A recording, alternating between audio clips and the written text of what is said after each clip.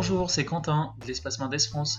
Alors aujourd'hui, on va vous parler des êtres vivants qui peuplent les abysses et qui produisent de la lumière. On parle d'êtres bioluminescents. Alors on peut citer par exemple des poulpes ou certains poissons comme la baudroie. Ces êtres vivants vont émettre de la lumière grâce à la formation d'oxyluciférine. Le rôle de cette réaction lumineuse peut être multiple. Elle peut servir à attirer une proie, elle peut servir à attirer un partenaire sexuel ou elle peut aussi servir à repousser un prédateur. Mais qu'est-ce qui se passe exactement? Alors cette réaction intervient lors de la rencontre d'une molécule, la luciférine, et d'une enzyme, la luciférase. Cette rencontre va permettre de libérer une particule lumineuse, le photon. Alors pour être plus clair, nous vous proposons d'observer cette expérience.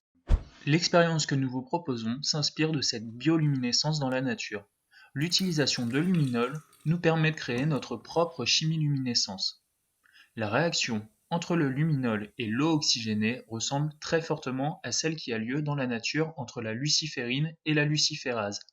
La molécule de luminol va s'agiter en présence de l'eau oxygénée, elle s'oxyde, s'agite et libère de l'énergie sous forme de lumière. C'est la production de photons lumineux.